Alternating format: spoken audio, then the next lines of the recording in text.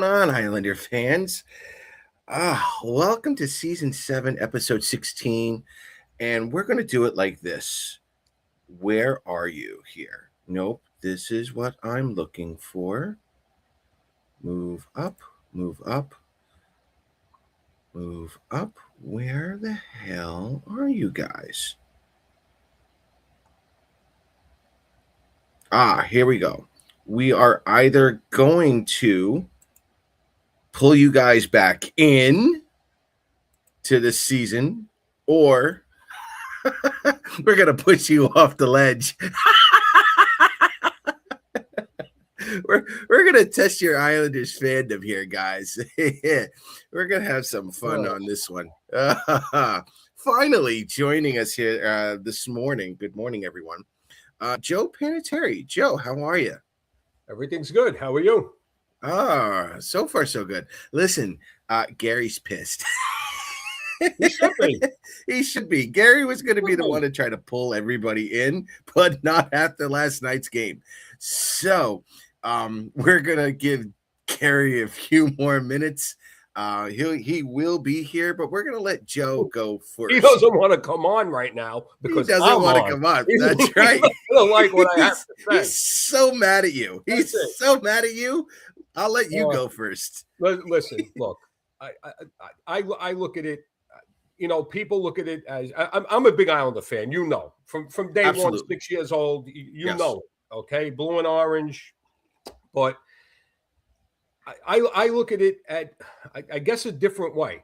Like everybody's rah, rah, rah. Yeah, go out. Yeah, we're going to do it. We're going to do it. But you have to look at the way the team's playing. The game against Dallas, that should have been the catalyst of the style we play going into the playoffs. Heavy forecheck, forced turnovers, pressure the puck.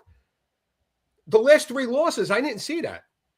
I mean, is it just me? Am I watching something different? Or, you know, but, okay, we lost 3 in a row. Okay, now we have to play the Hurricanes twice. Okay, correct. They're playing fantastic hockey. Okay, yep. So that gives us 3 games, the 3 middle games against the Leafs, the Senators, and the Canadiens, which the Senators – that'll affect the wild card. The Canadians will affect the wild card. Now we have, if you look at teams with games in hand, you have the Canadians, Wings, and Senators, both with 2 games in hand. That affects the wild card. Our divisional games, Columbus, 88 points, game in hand. Flyers, 88 points, a game in hand. That hurts. Okay, and I'll tell you why. Because we had a chance to distance ourselves where we would have forced those teams where they have to win their game in hand. Right. Okay. Which we didn't. We actually let the Flyers back into the playoff race. So now we have 2 teams chasing us for that number 3 slot. Okay. Right. I don't know what's happening with this team. Schaefer trying to rush the puck every time he has it, turning it over. Barzell, same thing. Going north and south instead of east and west, turning the puck over. Their style, hi Gary, their style of game completely changed. And and who do you blame? Like I said before, the game against Dallas, that heavy forecheck, that was the game. That's the style of game we should be playing from that point on. And they're not doing it. Sorokin looks like he's washed up. He looks like he's tired. Okay, I mean, he's not even on pucks. He's not even coming out of his crease to challenge anymore. 3 games prior to the ones we lost, he was challenging every shooter. And the defense was there to clear the rebounds. They're not even hitting anybody in front of the net. A couple of games ago, Mayfield, I forgot who we were playing. They scored a goal. Mayfield was just standing there. Knock the guy on his ass. Take a penalty if you have to, not to give up that goal. Cross-check him. Knock him on his face. They're not physical. I don't know. Maybe they're just tired. I mean, you know, is it me? I mean, am I seeing? No, it's definitely not you. Am I seeing a different team from that Dallas game? Yeah. That's it. Yeah. That's what I got to say. I mean, the schedule doesn't favor us. We got the Canes twice. No. Okay, everybody has a game in hand. Some teams have 2 games in hand that affects the wild card. I mean, everything that favored us is now against us. Right. So that's it. That's what I have to say. I just don't like the way they're playing, and I think it's their style. Too many turnovers at the offensive blue line, and we got odd man rushes coming back the other way. What's happening? What happened to our defensive game? What happened to the system that we were playing against Dallas? 2-1-2 check. What happened to that? They're not doing it anymore. I mean, I know not having D'Angelo in the lineup hurts us, but that shouldn't be the reason why we don't make the playoffs within the next 5 games because D'Angelo's out. That shouldn't be the reason. So, hi, Gary. Over to you. Oh, boy. Well, first of all, Joe, it's nice of you to show your butt up every once in a while, you know? Well, you listen, only you when guys things get bad. Wait a second. Wait. In all fairness, Can you I know hide what's myself going here? on. Joe, I know. I know, but you're not getting away scot-free. Sorry, Ma. No, I totally understand that. And I'm Not just joking. you know. Hey, we're on camera right now. Screw it. Exactly. Where do I begin? Oh, hold on, Where folks. do I Let me, begin? before Gary starts here, Oh, God. I'm going to reiterate this right now. Gary was going to try to pull the Islanders fandom away from the ledge. That was part of the show. Until last night's game. Ladies and gentlemen, you have a pissed off Gary Harding, one of my favorite all-time Islander fans when he's pissed. Gary, go for it, baby. Oh, did you ever serve a softball up there, Paul? Absolutely. Go for it, baby. I'm putting my feet up right now in the recliner for this one. Uh-oh. No, I'm still not. I'm really on the fence. I mean, this is really a humbling thing, you know. It brings me back to the scene from the movie Miracle. Before the Russian game, you know, Kurt Russell, as Herb Brooks, come out and says, great teams come from great opportunity. And when you look back at the schedule and you looked, you know, like you said, right after the Dallas game, I'm like, okay, this is where you separate. You know, everything seems to be working. You know, you looked at the results on Thursday night. Every team lost. I'm like, oh, this is like throwing it on a silver platter. Now they just have to you know, take that serve and put it over the net. Well, you know, I want to keep it PG rated, but they really pooped the bed. And, you know, between the Pittsburgh game and this game, I mean, we left the Pittsburgh game when it was 7-3, and we never leave games. But that's how flustered we are. And I kept saying to myself, you know what? They somehow came back a little bit against Buffalo. Some of it came back. Maybe they'll get their swagger with Philly. You know how tight it is. And Joe just said, you know, now they're in the hunt. And they didn't come to play. Simple and to the point. Philly came out and established themselves right away. You know, Watt called the timeout after the first couple of goals, and you figure, okay, you know, I could see him from my standpoint in the back of, you know, in the corner behind the net, far away, and I can see the red on his face. That's how I know he was seething. And I'm like, okay, he's yelling at the guys. Maybe they'll pick it up. They didn't. I mean, they look like more like the Toronto Maple Leafs have been looking like lately than their own team. They're not, as Joe said, they're not following their prophecy. They're not following the things that got them to where they are. Yes, both Paul and I think Joe too, you know, said in the beginning of the season, anything that works, you know, if they do better than what we expect, you know, it obviously gets gravy. But, you know, we've been teased all year by this team. And, you know, I'm walking out last night and I'm just like, usually I'm the one that complains, about people that, when everything's great, they're like, oh, we got Stanley Cup playoffs, we got third round coming, we're doing all this. And then the next night, the same people are saying, fire Wog, fire Darsh, get this guy out. We need Connor McDavid on this team, all this other stuff. I'm not that far, but it really burns me that a team comes out like that, when it's such an important game. And all I said to myself, and I think I even said it to Claire, I said, if we look this bad now, Carolina's going to beat them 9-0 in the first period. No, she even said right, so she agrees. Yeah. That's good. I really hemmed and hawed this morning while I was waiting for my car to get washed about what I was going to say. And I'm part of me still says, this team can pull it off, but I don't have that warm and fuzzy feeling. And of course, they're going to take our playoff payment in a couple of days or so. So I don't know. After the Dallas game, I said, you know what? If we had to play Carolina or we hosted Pittsburgh, I think we could have held our own. But now I can't say that anymore. And for me not to be able to, that tells you that something is rotten in the state of Denmark.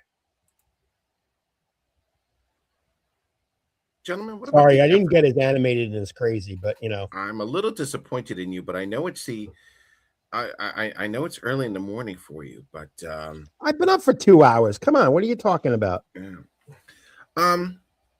What if the effort was there against Pittsburgh, against Philly? What if they really lost like 4-3 or 3-2?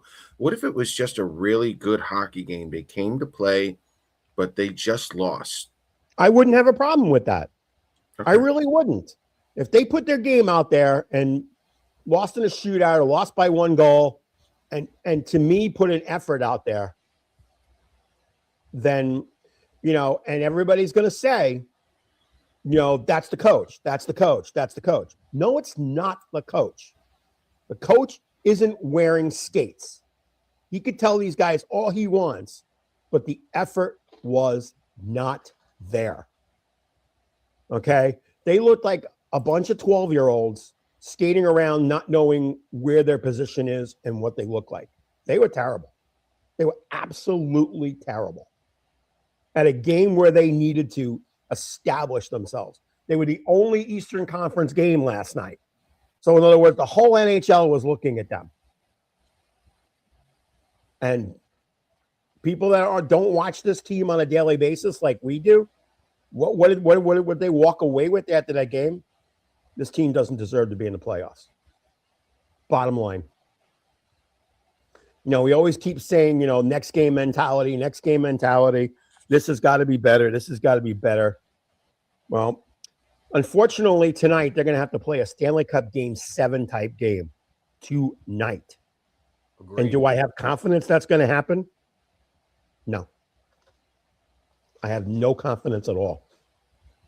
This is the type of no confidence that in Europe would lead to a parliamentary election and a changeover. That's how I feel. And I didn't, again, we didn't expect to be playoff hunting like this and be in an advantage, and now we've given up that advantage to the other teams. They've got that game in hand, as Joe was saying, as I just came on. So, this is like, to me, probably the biggest show me game in years. I hope every single player on that flight to Raleigh last night was like punching the seat in front of them, because they got to find, especially with a team like Carolina, who's going to do nothing but pound shots and pound shots and pound shots. And now they've got the physicality to go with it. It's going to be, and pardon the pun, but using the West Side Story reference, the Jets and the Sharks. It's got to be one of those pound the living crap games. that they've got to pull off here. And I just don't have that warm and fuzzy feeling. And you know me, everybody that's watched this show for years and years and years. I try to find a silver lining. I try to find something positive. I'm not positive right now. And you can quote me on April 4th. You know, I don't know. If you look at Carolina, their last, I'd say 5 or 6 games, they're showing people this is what you're going to get when you face us in the first round or in the playoffs. I mean, they're setting the tone. Okay, they're physical, which they're going to push us around. Okay, I mean, we do not play well against teams that are bigger than us. Okay, and we're going to see that tonight. Let's see what they bring. But I'll tell you right now, if they lose tonight, well, I look at it this way. Let me not even say it that way. If the Islanders could go 3-1-1 the rest of the way, I think we sneak into the playoffs. You got to find some way to take that game in hand. And last night was the game. Take that game in hand away from the teams that are chasing you, which right now are Columbus and the Flyers. Last night, I think if they beat the Flyers, they basically take them out of the picture.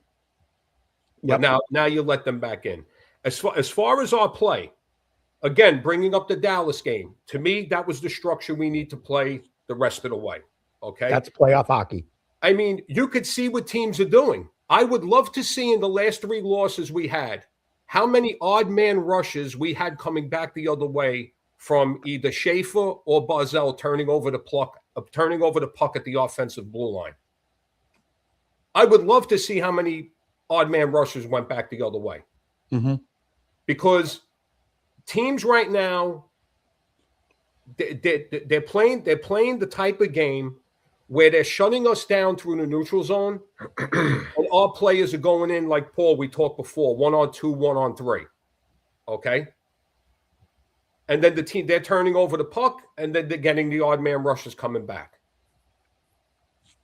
So I to me, it's our style of play that changed everything. I think the effort is there, but I think it's the style of game that all of a sudden just changed. I mean, come on, you shut down Dallas with a heavy forecheck, a 2-1-2 forecheck. You slowed them down through the neutral zone, and now you're playing a wide open game.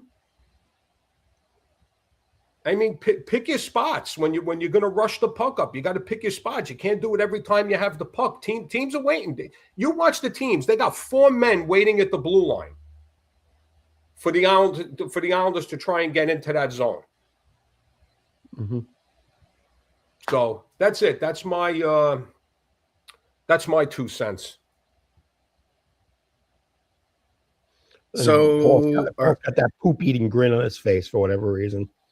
No. Are you, Joe? I know you are short on time today. You've got some things to do, but are you pulling Islander fans in? Are you gonna push them off the ledge, or are you gonna go jump with them? Where's your fandom at the moment? We have Carolina twice, which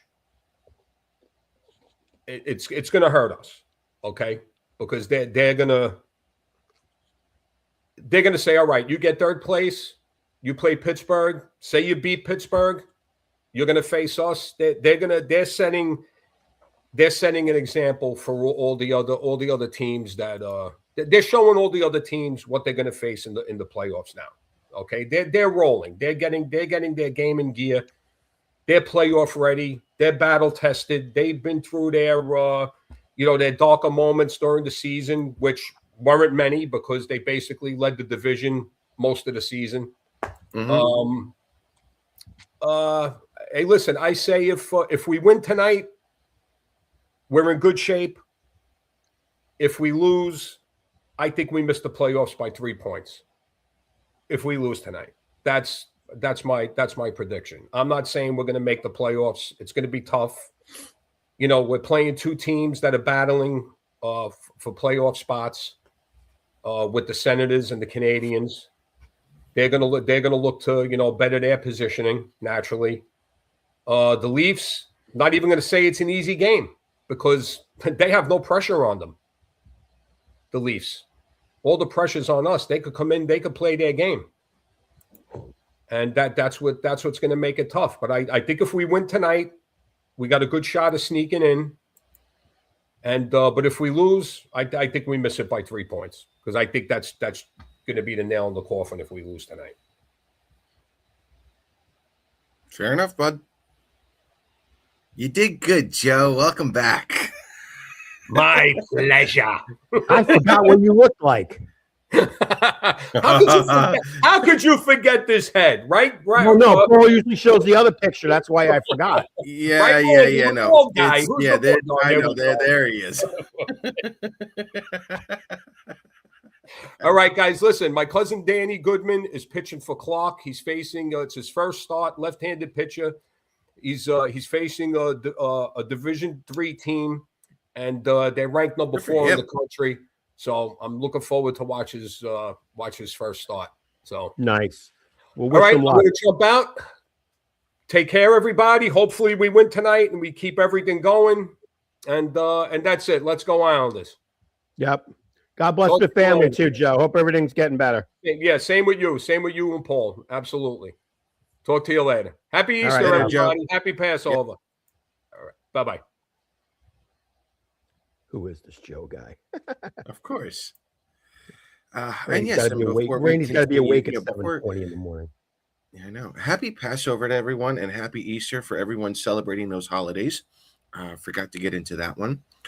And also, we're going to do a personal shout out here to Tommy's nephew, Carson. Our thoughts and prayers are with Carson and his family.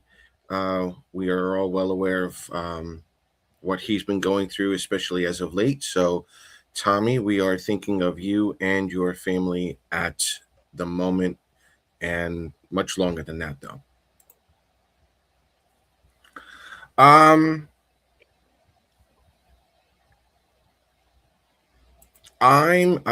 gonna kind of put it like this. I am gonna push you guys off the ledge.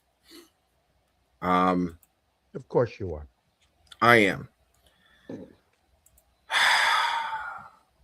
And this is not hate on the Islanders. This is not one of those. This is not one of those moments where I hate the Islanders. I hate what they've done. Everything. No. A big problem. I shouldn't even say that. It's natural.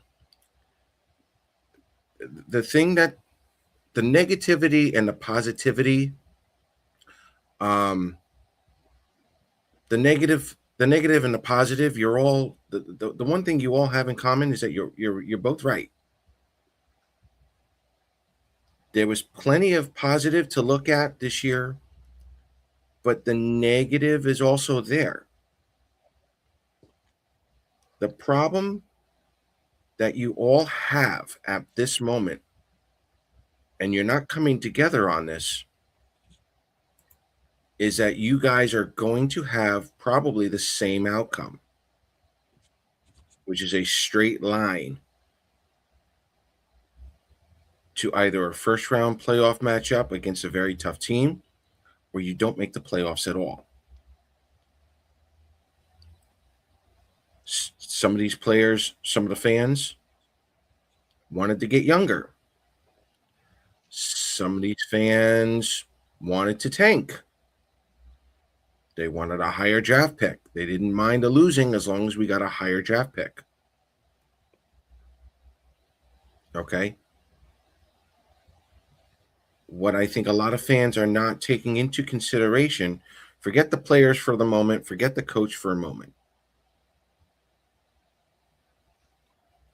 Those were business decisions made at that trade deadline.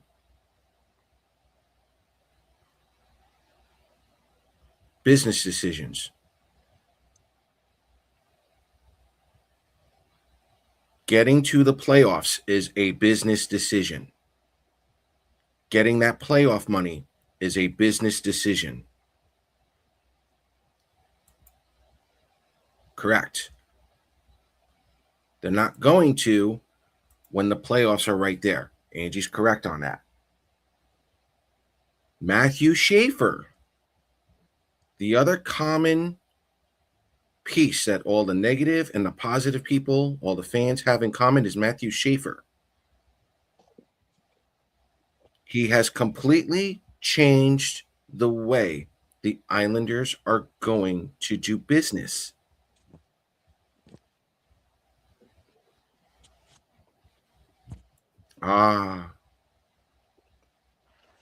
What are we right now? You're a team in transition, and it's coming into fruition, guys. Mm-hmm. And unfortunately for my younger fans, Tommy's going to know this as soon as I say this. Okay? Tommy's going to recognize this in a minute. The last time the Islanders were stacked with prospects and a team that went pretty deep into the playoffs for a transitional period, believe it or not, were the fish stick years. 95, 96, 97. We've had this discussion before with several players from the 90s back then. There were no real locker room issues. Most of those players, if the money was right, they all would have stayed. They all love Long Island. Imagine the 93 team.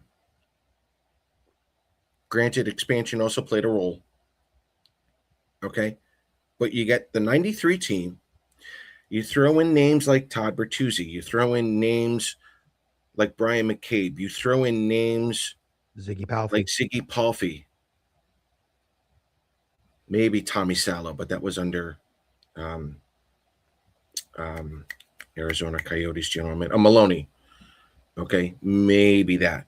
You still had Darius Kasparaitis 3 years in, 2 years in. You had Travis Green, a younger Travis Green.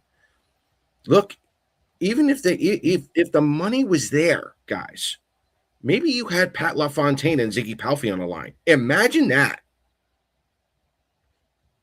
The 1990s are a completely different team.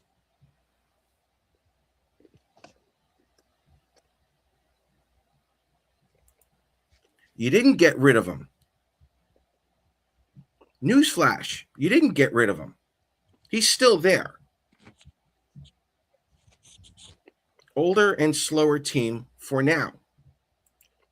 And the reason why, and we're going to throw this, and Gary, we're not going to completely say everything from that meeting with Darsh, because I don't want, the people who went there, that's still a little fresh.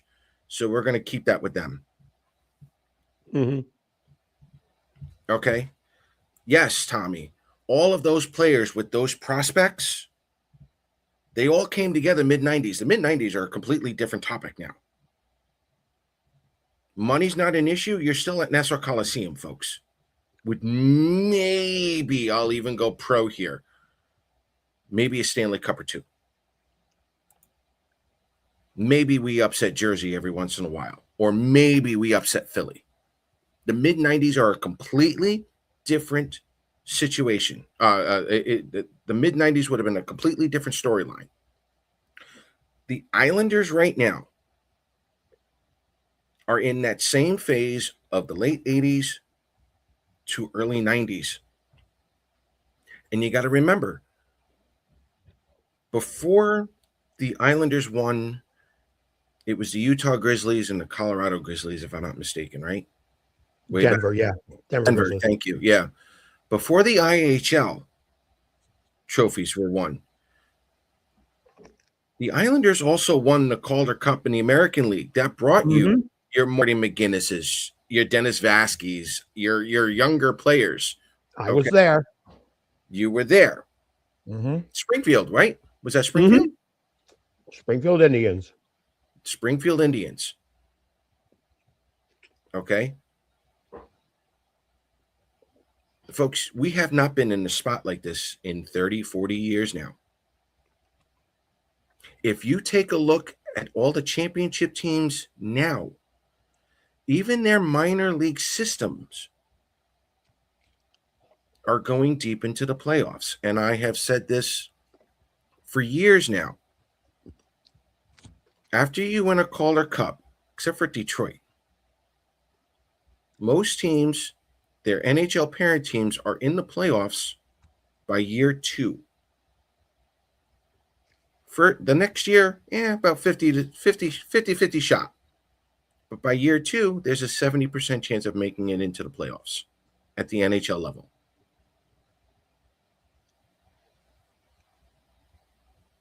You're going old and slow right now because Darsh is preventing you from seeing the younger kids play for now. They're not ready. Whether you like it or not, they're not ready. I know everyone's loving Eklund, but let's be honest.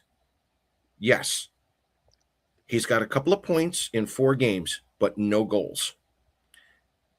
You're just bringing up another younger player? No. Cole Eiserman has 1 goal. These guys just got here. What Bridgeport and soon to be Hamilton need to learn to do is win in these bigger, stressful situations, so that way, in a few years' time, we won't have shows like this anymore. Why are the Islanders always going into the last wild card spot? Why can't the Islanders just win instead of just showing up? Why are we seeing games against Philadelphia and against Pittsburgh or whoever? These kids are going to learn that culture, that mindset that, okay, this is a must win. Let's act like it. These kids are not going to be rushed. That's been a problem of past Decades. general managers and past lives. Decades. Like, we're talking decades.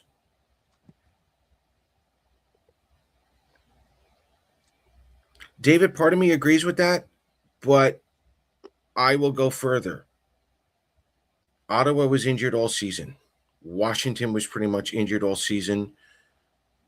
Philadelphia even had their injuries. There were a lot of injured teams other than the Islanders, and they dropped. I don't want to call it load management here, but this kind of feels like a load management from some of these teams. Some of these players have only played less than 50 games or so, and now they're all healthy, coming in at the last minute. That's something the Islanders cannot control. They're playing the 18 and 20-year-olds because they've been losing already.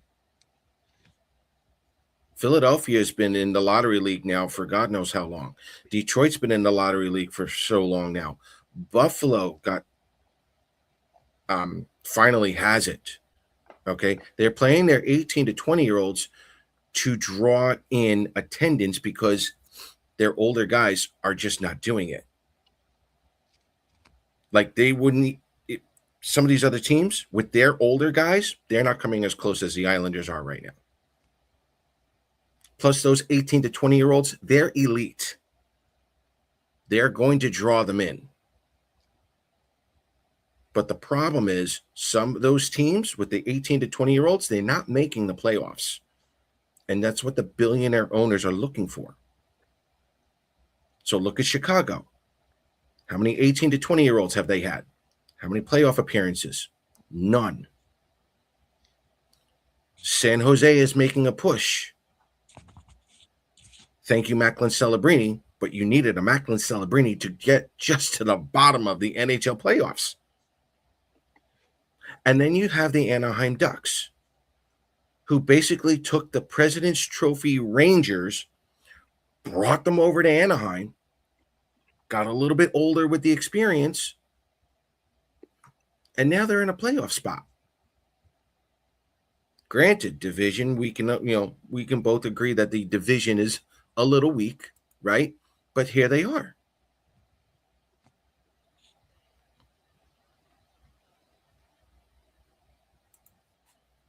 I'd rather watch young players lose than an old fat cat show up every other game. Pellick and Pullock should have should have been dealt.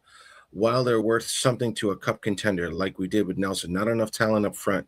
Trotz knew it, and we play shutdown defense. We don't do anything well. Why do you want, and this is actually, John, this is going to be part of my season end review. Why, and Gary saw me have this conversation with a couple of, at the meet and greet too, with a couple of fans as well. Why do you want the Islanders to suck?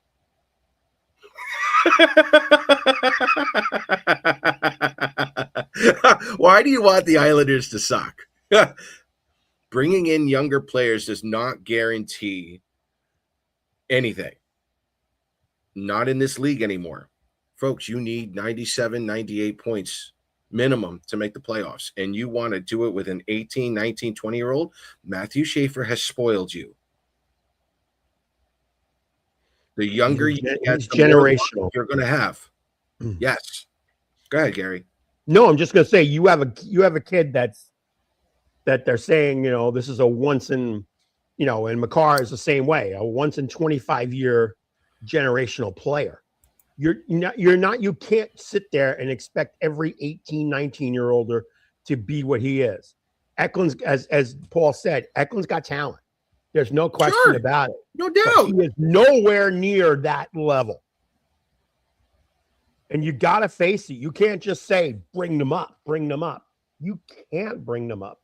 And you don't bring them up in this environment where every game is ultra critical. You don't bring, I'm going to say the word raw, but it's not really raw, but it's just inefficient experience. You don't put somebody in there.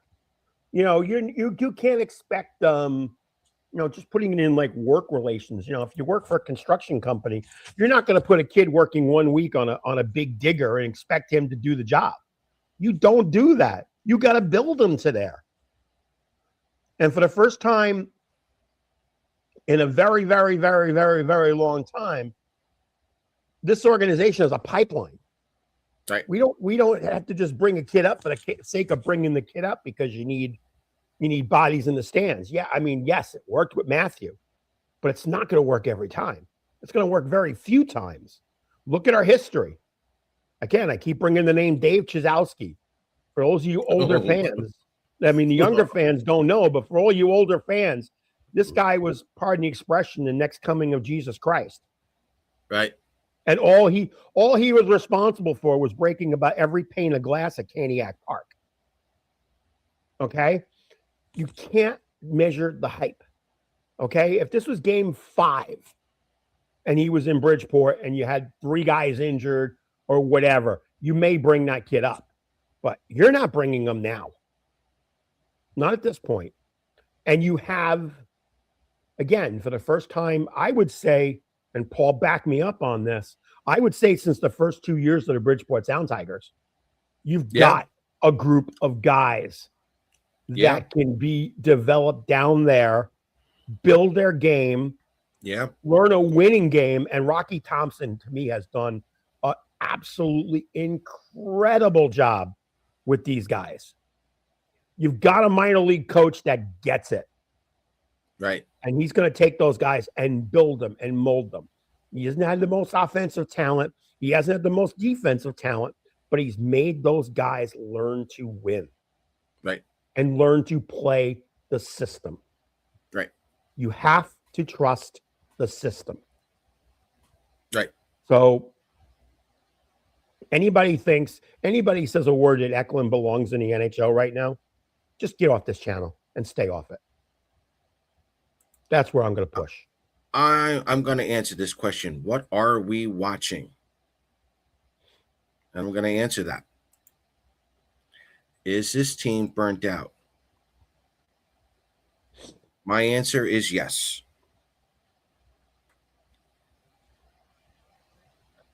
See, I can be brutal like this. I don't care about Islander fans' feelings. Is this team burnt out? Probably. Did they lose that momentum after the Olympic break? Probably.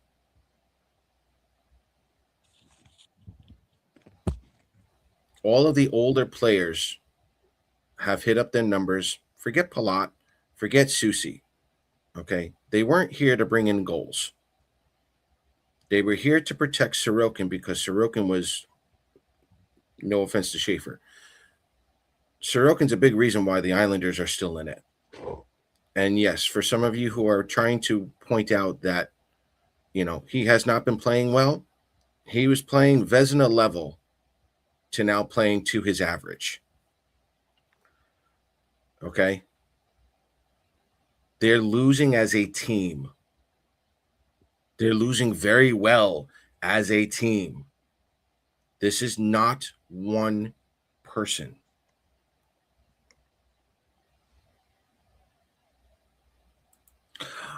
Chris, we're going to answer this question.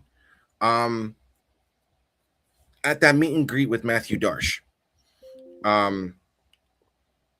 And Gary, correct me if I'm wrong, because you were closer to Matthew at that one. Darsh had basically said that he really wants the veterans to finish up this season. And he wanted to keep all of the younger players down in the minors and let the veterans finish off this season. That would have included Isaiah George had D'Angelo not gotten injured. Did you hear that also correctly? Because that was one of the beginning. Pretty much, yeah, pretty much. Yeah. Okay. And again, we got to remember one thing. Next season, you get Alexander Romanov back. Right. That's like almost like a free agent signing based on this year. And we've gone this far and done all this without your biggest hitting defenseman. Right. So next year, again, we're all speculating, but obviously I don't see Susie here. Obviously, I don't see Boquist here. And you get Romanov back. Right. So that still gives you the opportunity to let an Isaiah George or a Marshall Warren or them come. And again, I think it's going to be George because of his experience. I think, he'll get the chance. And, unfortunately, we have Stone Skates Mayfield to deal with, but let's face it, folks, you're not going to see a deal for him. You're just not. Go ahead, Paul. I'm sorry I interrupted. No, I was just going to say, fans have to remember there's a new CBA coming. Sometimes the NHL will allow some cap management before the next CBA comes in. I'm not sure yet if that's going to be allowed. But if there's some cap management that is allowed after a new CBA has been taken care of, then you might see some movement. But don't depend everything on it. Yeah, the injuries do happen. And what I think Islander fans need to realize moving forward, Tommy, as well, is that the injuries are going to play a much bigger role now because of the depth. The depth is going to get thinner around the league because we are getting, expansion as well. And a lot of these teams, especially in the Eastern Conference, look, we've got 11 teams vying for 8 spots right now in the playoffs. I may even throw Washington in there for fun. 12 teams right now. 12 teams vying for 8 spots. And we're down to the last 5 games of the season. That's incredible. You need the depth. The injuries are going to happen, like Tommy said. But I think they're going to be more impactful now, especially in the Eastern Conference, because everyone's ready to go.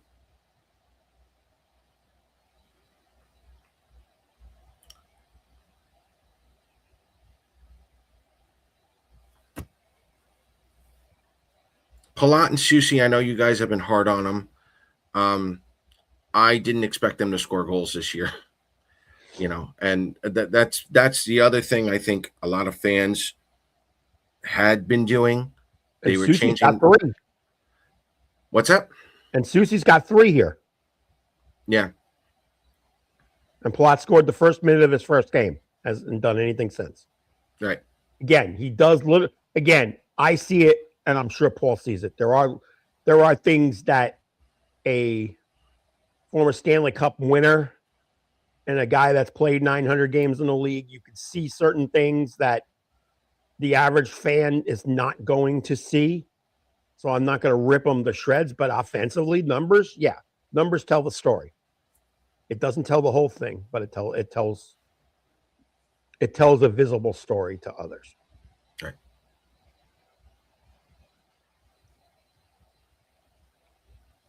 You know, it's kind of like the old song, the get up and go must have got up and went. And I think the last 3 games, it's got up and went very far. Yeah. Again, the losing guys is not on 2 players only. This is a total team effort. It's a total team effort when you're losing to Pittsburgh this bad, when you've lost to Montreal that bad. You're not showing up against Philadelphia in your home rink. That's a team effort. It's not just a slow old guys. The Islanders also repeated a pattern this year, granted out of necessity, but I'll get into that on my season-ending review. This is a total team effort. It's a total team effort for the next 5 games. Yep. You're going to see what a total team effort is for the next 5 games.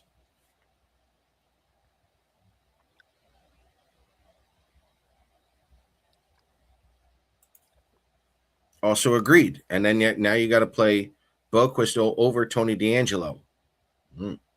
Careful there. It's tough. Injuries are going to play a role probably for 1 more season. This was supposed to happen, guys. I'll be that guy again that, pushes you forward over the Brooklyn Bridge, over the cliff, whatever you want. This was supposed to happen. And what you guys are going to find out later on is that it's really not on the players. The effort level, yes, that's a total team effort. That's something Joe and Gary are absolutely spot on. But you guys are going to be really surprised when we do the season-ending review. I don't want to say I saw it coming, but the patterns were there. The patterns were there, and there's reasons why I still stayed on I don't think they're going to make the playoffs. But what I agree wholeheartedly with Gary and Joe is that effort. And I think we can all agree on that. That effort has to be there. I think if they were losing 3-2, 4-3, even 5-4, okay, I can live with that. But now you're not showing the effort over the last 7 games. That's going to be tough.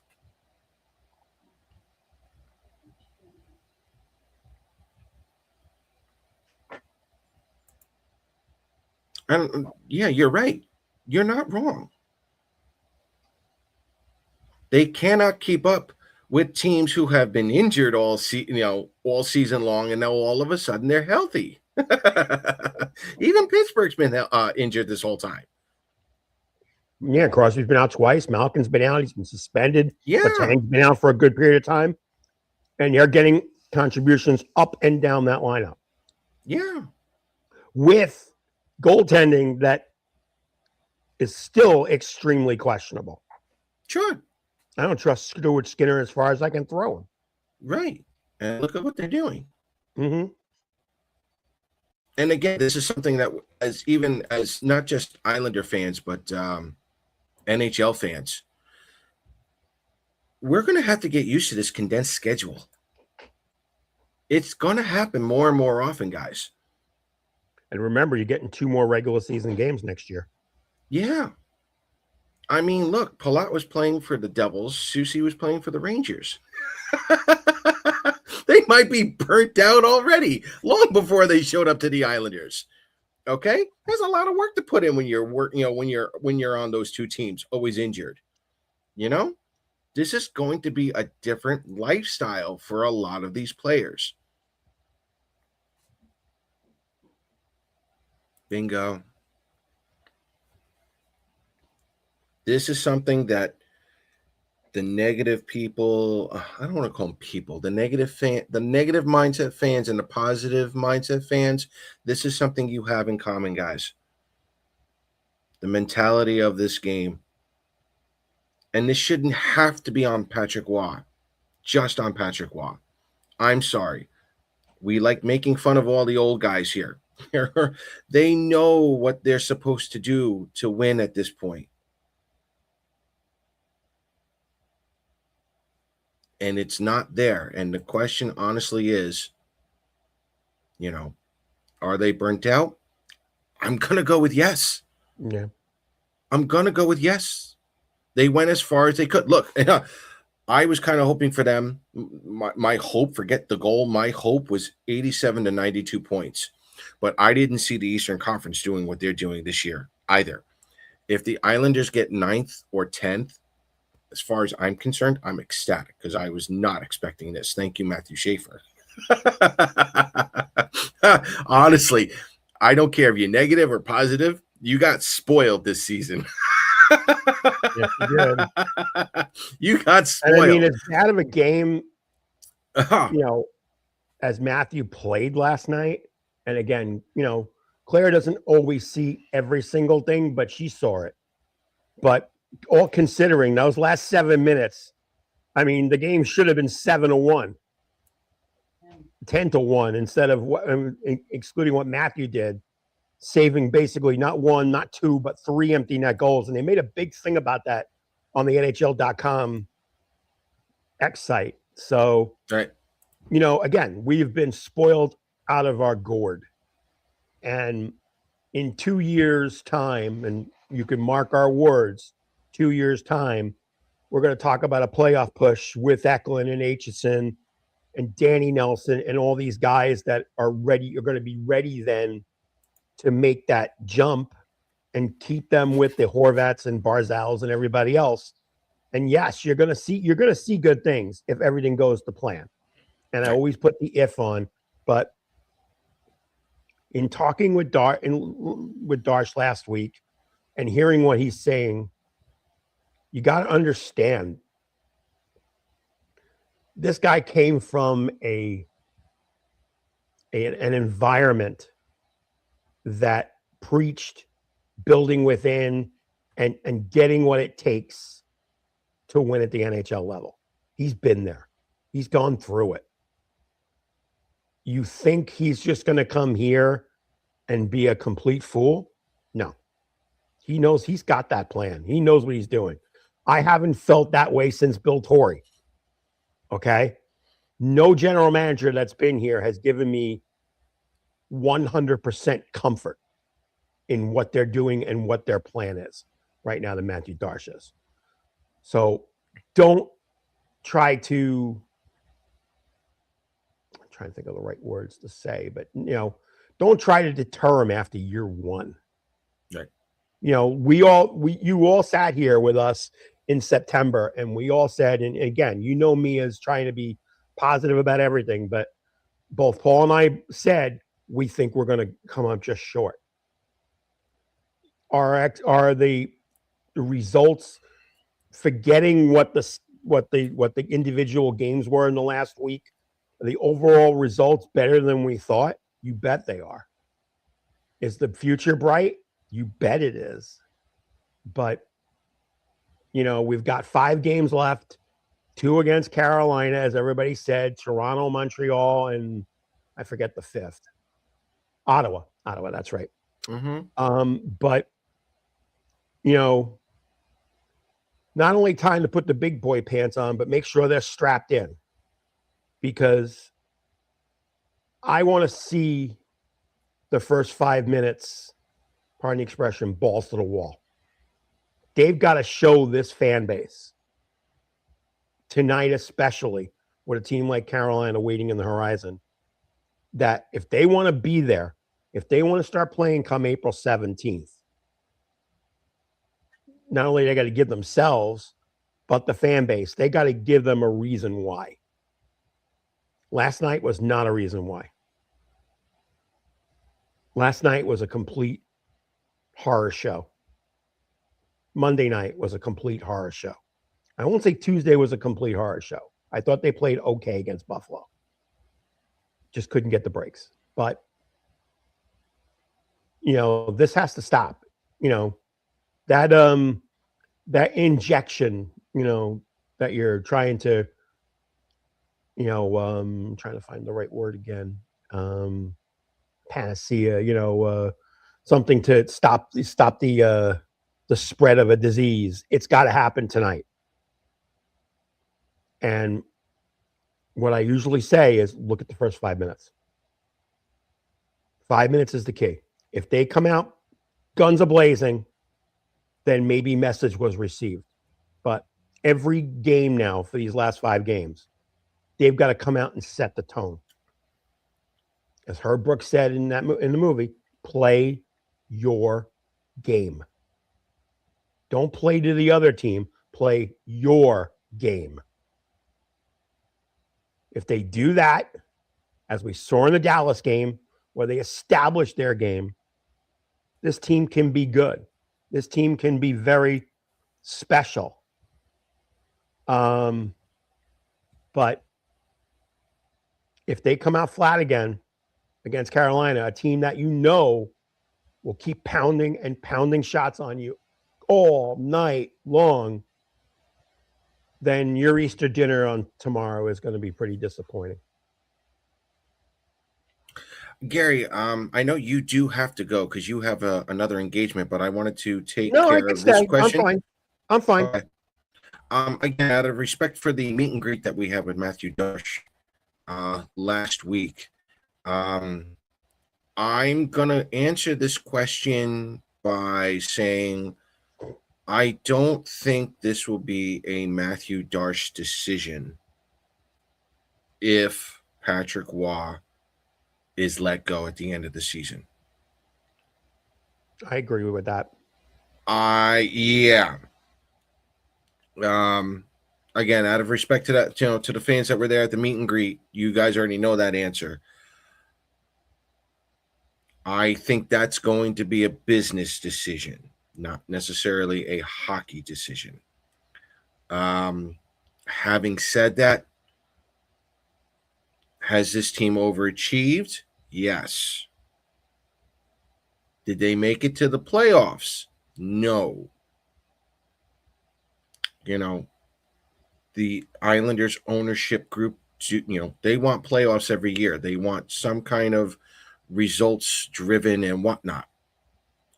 At the same time, let's all be honest with each other here. The only time we honestly thought UBS Arena was going to get sold out was during the Ranger games, the Devils games, and the game against Boston and the game against Montreal, because those fans are just religious and they come down and they fill every arena anyway. The Islanders, and again, thank you, Matthew Schaefer, but the team itself have sold out more games this year than even they expected. I think if Patrick Waugh stays, it is a business decision, and I'll leave it at that. Anything you want to add to that one, Gary? No, you put it right on the head. Okay. And everybody's going to say, about him that, he barked at his players and his players didn't answer. That's the coach's fault. No, yes, it's got a part to do with it, but it's not the whole thing. As Paul was saying, it's everything. It's everything. Players play, yes. Coaches coach, yes. But if they're not on the same page, it doesn't matter what you do or what effort you put out there. It's got to be a combination of the both, and they both have to be on the same page. I'm going to answer this one, Joe. Gary, what has Shen shown you? It's the same thing that Bo Horvat has shown me. It's the same thing that Jonathan Drouin has shown me. It's the same thing that Anthony Duclair has shown me. It takes a while to get the Patrick Waugh's system down with the players that are currently here. Is Shen putting up points? Yes. Is he putting up more points than Jonathan Drouin? Yes. Would I like Jonathan Drouin's two-way game over Braden Shen at the moment? Yes. But the other issue that I have seen is that there is a lot, and I mean a lot, of line shuffling going on.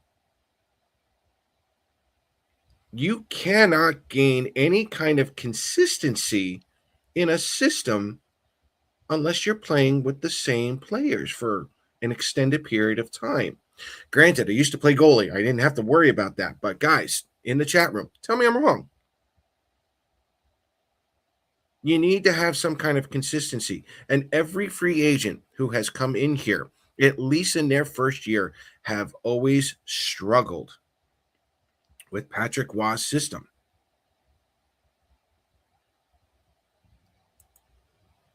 And again, I don't want to be blunt and honest.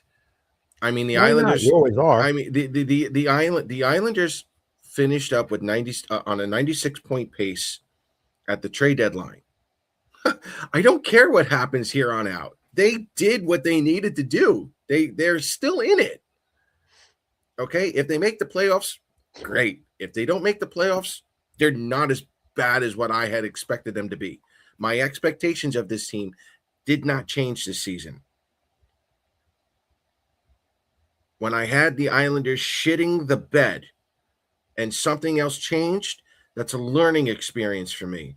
What am I learning about the Islanders? What am I learning about the NHL? Because let's be honest, we all had Pittsburgh.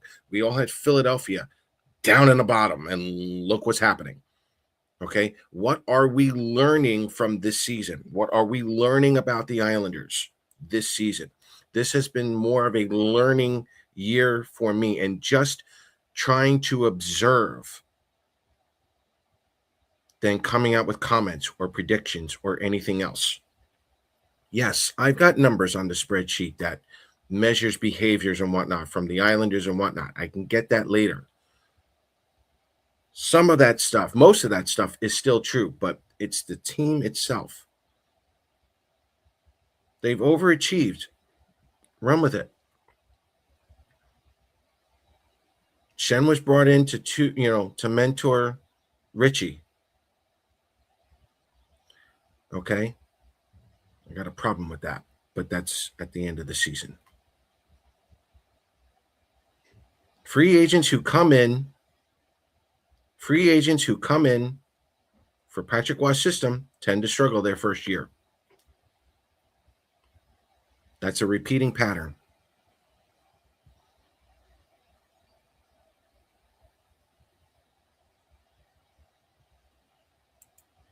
That's true, Malcolm. What are you going in bold letters for? What the hell are you yelling at us for, Tommy?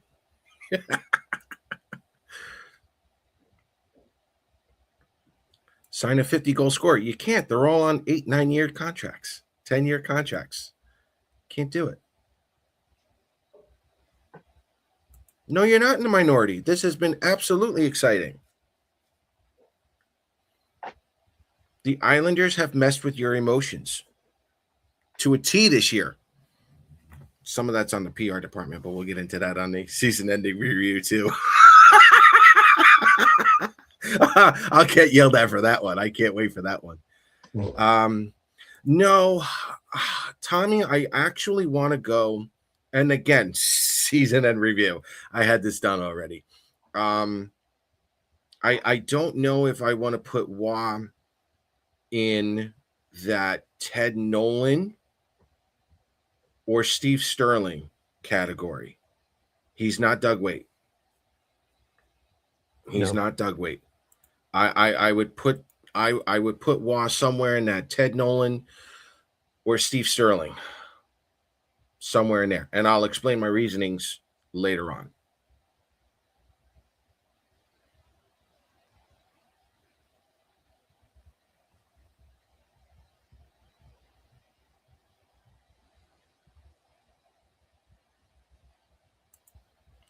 Joe, who are we talking about?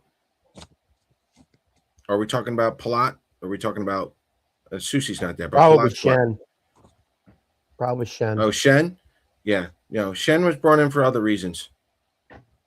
And look, I hate to break it to you guys, but why would any other team help out the Islanders when they just drafted a generational talent? Mm-hmm. Seriously. Why? Why would they help out the Islanders? You guys don't understand. General managers, when it comes to this business, they hate each other. There's no love here.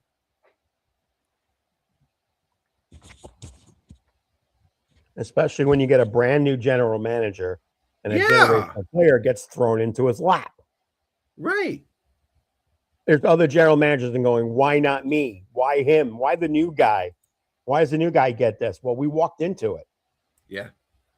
And now you got to take that. You got to take that walking in and build around it. Right. Yeah. I'm going to post this up here again. Let me just put 2 cents in on Shen. Go ahead. You know, he has never been a 90-point scorer. No. He's never, very few times has he been a 50 or a 60-point scorer. Right. You're getting the same guy in 2026 that he was in 2017, 2018, 19 when he won the cup with St. Louis. It's the same player. It's not the fastest. He's not the slowest. Because if you look back in his analytics and you look at his top speeds and stuff, he's up with the rest of them. He's not a slow player. It's just the way his game is. He's ultra physical. You know, most of the times when you saw or when you heard the crowd getting crazy on a hit, it was neither the fourth line or Braden Shen or Emil Heineman. Shen is physical. Shen defends his teammates. That's experience. That's what you want on a team that if they were solidly in a playoff spot, that's the guy you want out there. Without question, you want him out there. So any of these video game general managers that thought, you know, oh, he's only a 75 rating or whatever. He doesn't fit for this team. Stop it. Get a dose of reality and look at the player. Look at everything around that player. Those are things, intangibles that you can't put a metric on. Now, I'm a person that deals with metrics and analytics all day long in my regular job. Okay? But there are some things you can't quantify. And how many times did Paul and I go over the years talking about a certain player on this team that's been gone for the last 2 years that you couldn't quantify his statistics and quantify what he does on the ice? You could say the name of it, Claire. Exactly. That's my point. Okay, you look at people in the back. What? A little louder for the people in the back. Yeah, say it louder, Claire. Josh Bailey. Oh, Josh, shit. Yeah, I should have known that one. No. But just please, for the love of God and everything high holy on this Easter weekend, stop looking at people based on a video game. Look at the entirety of their play. Okay? I look at Palat. Yes, I think that was not a good move. Okay?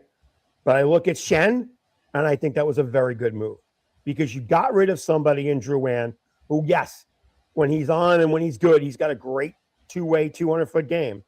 But guess what? He's on the bench. He's in the press box in St. Louis. Yes, St. Louis is 4 points from a playoff spot in that crappy Western Conference. But it's not because of Jonathan Drouin. So look at the entirety. Don't just look at what you're seeing on the ice. You got to spread that angle of the aperture of your lens. You got to look at it from the whole way out. Okay? That's the way Paul looks at the game. That's the way I look at the game. That you can't just be centered on numbers on a spreadsheet. Does it help you understand the player? Yes, of course it does. I know that from my life in analytics and analysis. Yes, it does. But it's two-dimensional. There's 3 dimensions in this world, and you got to look at the third. That's all I'm telling you. I'm not saying people are wrong or right or whatever, but if you don't look at the 3 dimensions, then you're not really looking at it correctly. Hope I gave you a good lesson, kids. I'm going to throw this out there for those of you who have not followed the show. Thank you. I've been covering the draft now since that Josh Bailey draft, 2008. Okay.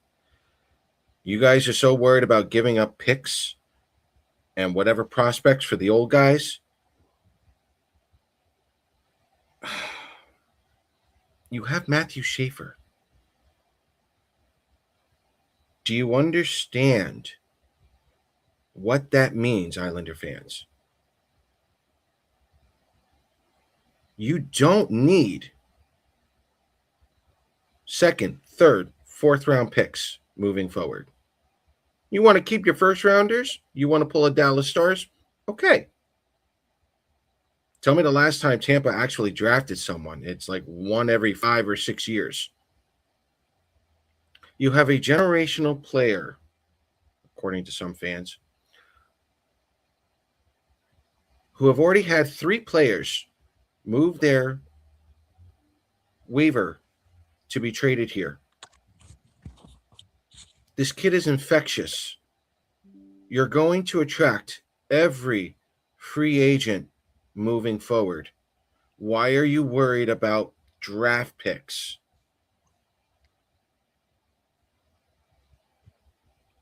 When was the last time Islander fans could say that? It's not John Tavares. John Tavares, we were in a rebuild in a building that couldn't afford anything. You now have the money. Yes, you have some older players who are going to keep you competitive. Yes, you now have a prospect pool that is going to develop and get better. But now you have that one player that everyone's going to want to play for.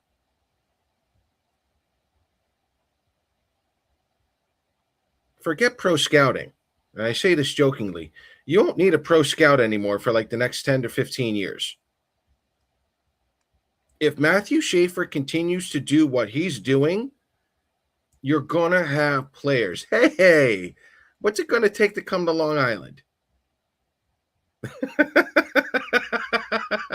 What the hell are you guys worried about? Picks and prospects. You guys have been coming at me. Oh, Schaefer's the greatest thing. You know, he's the generational. He's the best. He's the best since Bobby Orr. Okay?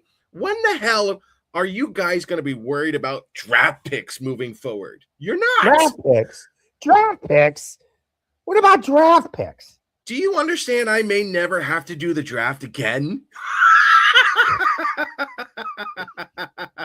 If you guys are that sure with Matthew Schaefer, you're never going to have to draft again because the free agents who are going to be younger and willing to come now and able to play, come on. I mean, Shen said it. Shen said it straight out when he got traded. I lifted my claws because of Matthew Schaefer. He said it. If that doesn't give you any clarity, then you're not following the game. This is the start of something huge. And again, we don't have to be, I'll call us intelligent hockey students to know that. Okay? Could you imagine what Bobby Orr would have been like if he played in 2025? Holy crap. Okay. Michael, you know where I'm going with this. Yes, they're still going to draft and everything else. They're going to use those players to draft and probably trade those players or picks to bring in the immediate help now. We get that. But let me ask you, the Florida Panthers, when they won, how many of those actually were drafted by the Florida Panthers? 4? Maybe 5 on this hand? Maybe? Out of the 23? That's the way this is all coming in, guys.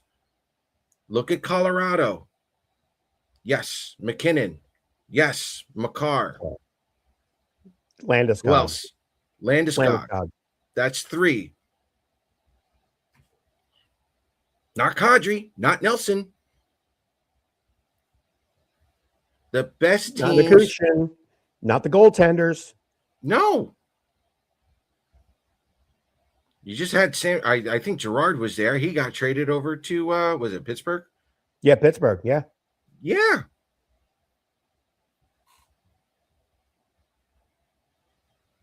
That's my point, Michael. The Islanders got someone in Matthew Schaefer. If you guys are this sure about Matthew Schaefer, like Florida was with Barkov,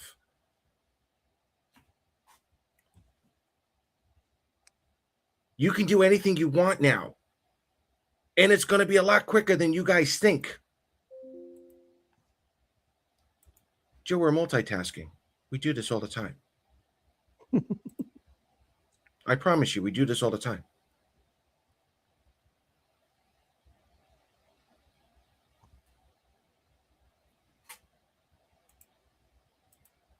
Players are more likely to wait for a trade, for a trade clause or for a cup contender. Yeah. Yeah.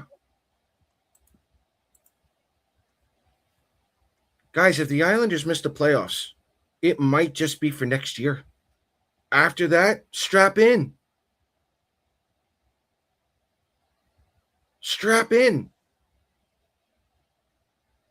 You're going to have free agents who are going to want to play for this kid just because they love this kid.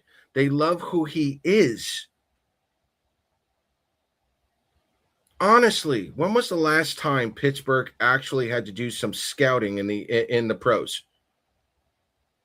They had Mario back in '84. Then they had Sid with Yager somewhere in between there.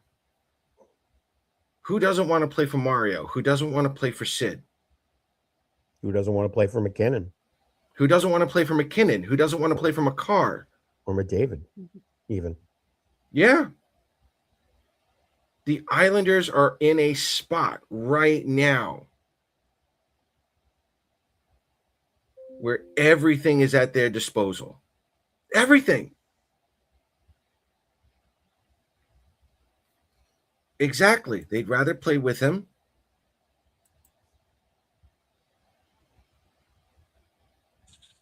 Yeah. I would feel more confident in your approach if Darsh didn't get taken to the cleaners this season, but it had to be done. He does not. All right. He does not want to bring up the kids for the same reasons I've been saying for years. They're just not ready yet. You can't fall into that trap, Mike. Yeah. That, honestly, Michael, this right here, the kids coming up early has been a organizational trap for decades. Bringing up and rushing the players is the reason why you're still what you guys consider the mushy middle. It is the biggest trap of all time. And then all of a sudden, the Rangers in 2 or 3 years leapfrog over you, and you're like, well, what the hell happened?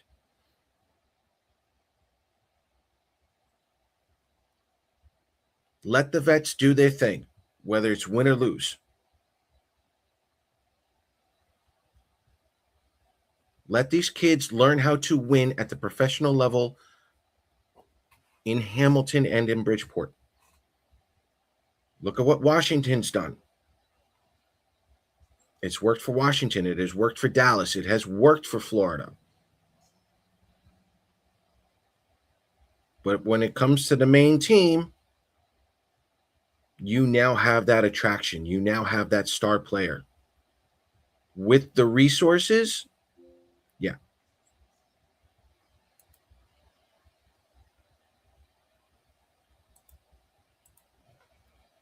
Folks, this for me, Gary, I don't know. This has got like 93 written all over it in a couple of seasons. It does. This is 93. This is 90. for those. This is 92. Fair. 92. Fair. And for those of you young, too young to remember, think of this team as the Buffalo Sabres this year. Not with this amount of losing. But that push to finally get up and surprise everyone, the Islanders are going to be there. I said this before in the show. I think Bo Horvat could absolutely turn into the Steve Yzerman and win 2 cups with the Islanders. He may not do it as a first liner, but he'll do it as a third liner and a fourth liner. He'll still be here. He's not leaving. No. He's not leaving. He sees what's going on here. Let them cook, let them simmer. I don't care. Just leave them there.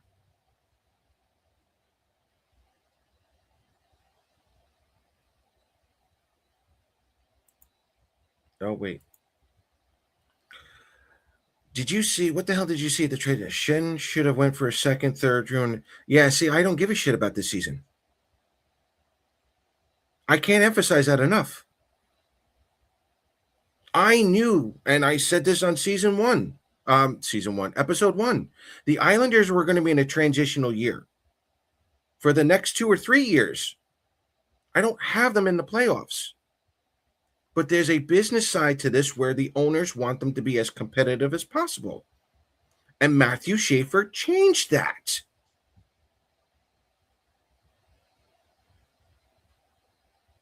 This is not the status quo Islanders anymore. No. My humble opinion, well, my I honestly thought the Islanders would have gotten a top 5 pick this year. But it was the simple fact that the Islanders remain relatively healthy much longer than I thought they would. Okay, if you had an over of 65 games played for both Adam Pelech and Ryan Pulock, Yeah. come on.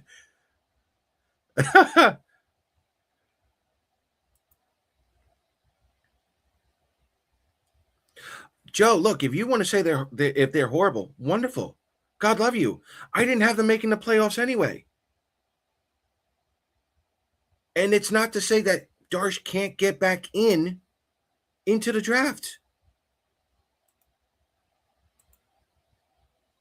Like what? Do you need to know that you're right? I don't give a shit about this year. You all got spoiled. Thank you, Sorokin. Thank you, Schaefer. Thank you, Horvat. Whenever the team was healthy. Thank you for the help. Thank you for the trainers for keeping the team healthy. Who gives a shit? Jump off the ledge. If you're honestly worried about those 3 old guys, jump off the ledge. See ya.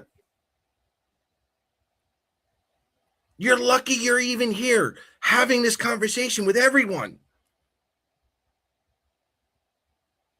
Spoiled.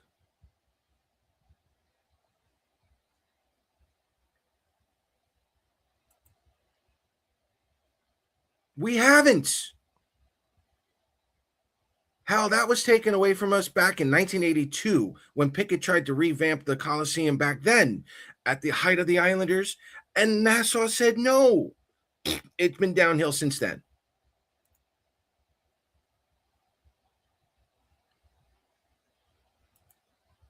Because no one wanted to trade with us. Everyone was still in the playoffs, Michael. St. Louis, I think Calgary.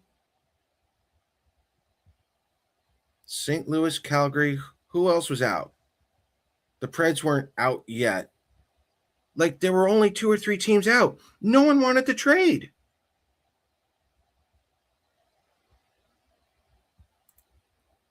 The NHL has changed in front of you guys, and you guys have got to take a bigger step back. There is absolutely no guarantee for a playoff run anymore. None. I mean, just look No at one Florida. wanted to trade with the Islanders. Look at Florida. Did We weren't anyone helping. have an idea? I mean, yes, Barkov is a big reason and all that, but still, with the team that they had, can you imagine them being eliminated today? Come on, guys. It's not your mother's NHL anymore. It's a new league, baby. And you got to come up to it. And this is not the same organization. What do I think about the Bridgeport move to Hamilton? I hate to be that Debbie Downer again, but yeah, this needed to happen. Yep. No question. Bridgeport, although we like it, although we liked going there. The experience was cool, no doubt. The city itself, the scenery isn't great anymore. Never really was. And no, the players do not live there. I know where they, I know the general areas. The areas where they live is really nice, but the city itself is not an attraction anymore. No, I don't think it ever really was. I don't think it ever really was, to be honest. Yeah. But here's my prediction. Yeah. 28-29, the Rangers are going to move to Bridgeport. That's my prediction, because they went out of Hartford in the worst way. That place is a bigger dump, and I think it would be for a Ranger organization. I think that'll be a smart business decision to move them down. But that's my opinion. Trumbull or favor. But and again, you're moving a team to a market that's hockey nuts. Right. It's literally halfway between Toronto and Buffalo. So that fan base itself doesn't know which way to turn. And unfortunately, the organizations of the teams that played there were horrible. You're bringing a Darsh organization and an Islander organization to a city that just got a $400 million renovation of their arena. For those of you younger fans, you may not know, but the Canada Cups in the early 90s, late 80s, early 90s, the finals of the game were played in what was called then the old Cops Coliseum, which is now the TD Arena in Hamilton, Ontario. Right. So you've got a crazed fan base there. And who do I know on this team that came from that area? He's not going to see it, but yeah, Bueller, could be Schaefer. Bueller, yeah, exactly, could be Schaefer. Exactly. I guarantee. I was going to go Luff on you because Luff's from that area. Luff is from that Hamilton area. Yeah, exactly. But you're going again. I think they were lucky to get 2,500 fans a game in Bridgeport. That number is going to be at least 3 times that much in Hamilton. And with the rivalry between that and the Maple Leafs, when you have the Marlies coming to town, it's going to be crazy. And you got the Amerks in Rochester, 2 hours away. Yeah. I'm glad this team doesn't have to see the Providence Bruins and the Hartford Wolfpack 12 times a year. It'll be a lot better. Or Pittsburgh or Scranton, to be honest with you. Or Scranton, yeah. Or Allentown, or whatever the hell they're called these days. Lehigh Valley. Lehigh Valley, yes. I kind of agree. I don't. Yeah, I'm not in. I won't miss Providence. I won't miss Scranton. So we'll see how this other league turns out. Right. But yeah, no, this was a good move. Joe, I love you here, bud, but no one wanted to trade with the Islanders because the other teams wanted the Islanders farm system. I said that back in October and early November. Nothing had changed. So let me ask you, who did you want instead of Shen? And I will probably come up with a trade proposal because that's what I got told anyway. So you tell me who you wanted just for shits and giggles there, Joe, because no one wanted to trade with the Islanders because the Islanders were not willing to give up the farm. That was back in November. Is the season over? For me, yes. But this is still a good season no matter what. I don't even care what the end result is. If they make the playoffs, wonderful. I would love to see them make the playoffs, but do I think the season is over after the last couple of games that, the effort? Absolutely. I think it's burnout.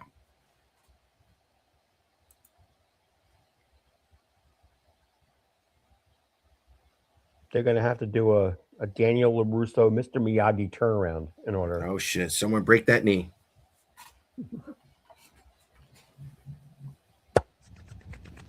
Season is not over. Atta boy. All right, folks. Everyone in the chat room. Is your season over? Is your Islanders season over? Come on now.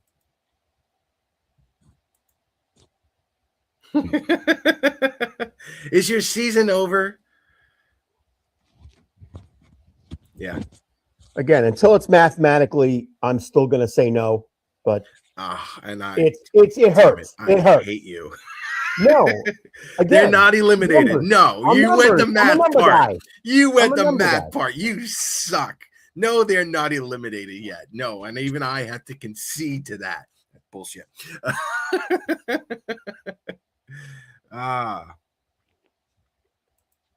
Season is not over. First 5 minutes tonight will tell us a lot. No doubt. Absolutely. And I am the Swami, by the way. no. You are not getting two nicknames here. You get to keep one. Swami or the Emeritus. Take one. I'm not dealing with two. No, you're not taking both. I don't care if you own this site or whatnot. This is bullshit. I'm not dealing with both of them. Oh, you are absolutely spicy this morning. I'm just tired of your coffee. I'm tired of the infighting. I'm tired of the infighting between Islander fans. Okay, well, everyone's for 40 years. What makes now any different? Because everyone's right, but it's just at different times. Yes, there was a little more promise. The negative side was like, we've kind of seen this we've seen this before. Okay, everyone's been right. Open your aperture. Open your aperture up. Don't look like this. Open it up. That's all I'm telling you. Cop out. We'll be competitive tonight. That's my gut. Yeah. Cop out. When's Tommy having that drink?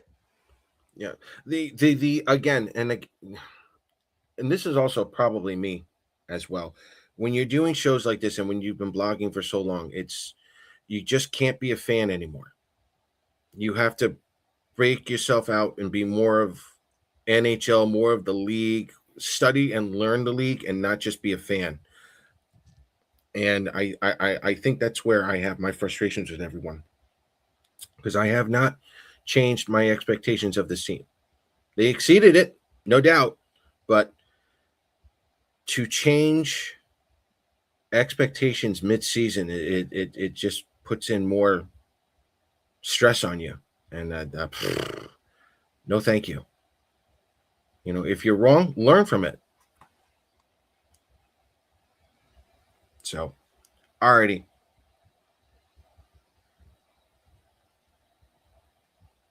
I don't go on X, so don't even tell me about that. Ask me or anything. Why Shenfer first? To get rid of Druin? It's a business move. This is what we're both going to agree on, Joe. It was a business move. Was it a great move? No. That was a business move. And although I will stay again because of what one of his major responsibilities has, I'm gonna delay my vote on that and put an extension because I was going to say it's an investment. We'll see how the world of Mr. Ritchie turns out. Because I mean, not that he hasn't gotten help and all this stuff, but I mean, we've seen it. You see it on the bench. From what I've been told, you see it a lot in practice. He has really been working on Cal, and you can't tell me that in the 13 games that Shen has played, that Cal Ritchie's game has not gone up a step. It's improved. And that's the kind of thing that can accelerate your growth come 12, 24, 36 months down the road. Right. That's the investment I was going to talk about. Right. Yes. Yes, that's your Emeritus speaking. We'll talk about Ritchie later on. That's for another show. Right. Yeah, my computer's about ready to die here. Yeah. Okay. So, folks, thank you for coming on. This has been a spirited show. Please follow us on X at Isles Talk. Follow us and like us on Facebook. please like this video, hit the subscribe button on YouTube. The numbers are going up every week. We love you guys. For those of you celebrating, happy Passover, happy Easter. And one more quick announcement from me. This might be a little bit of a sabbatical for me specifically. I'm definitely coming back to do a season in review show, but unfortunately, I'm going to have to leave you guys high and dry for like the last week or two, at least, maybe more. For those of you who have known, I've been in the long-term care facilities now for well over 15 years, and I had to stop after COVID. Family matters have brought me back into the long-term care facility process, not actually going back into that actual field, but family matters have presented that for me again. And with work, the stress level is just a little too much at the moment, and I have to cut down on something for now. And unfortunately, it has to be Isles talk. So family first, and we'll come back. We'll do the Islanders season in review. To be honest with you, I don't know if I'll be able to cover the draft yet. I may just have to take the whole summer off. I'm not sure yet. We'll play that by ear, but you're definitely going to get one more show from us. And who knows? You might In a have couple of me. weeks. You might have me jump on Yeah. if we make the playoffs. Oh, yeah. We'll Maybe- let Gary have his moment. Yeah, or maybe we'll do a water cooler talk during the game. I would like to do that. So Fair enough. we'll play that. We'll play that by ear. So, yep. Sorry, guys. But family first. Take care of your family, and then we'll all come back. So Amen again, to that, Paul.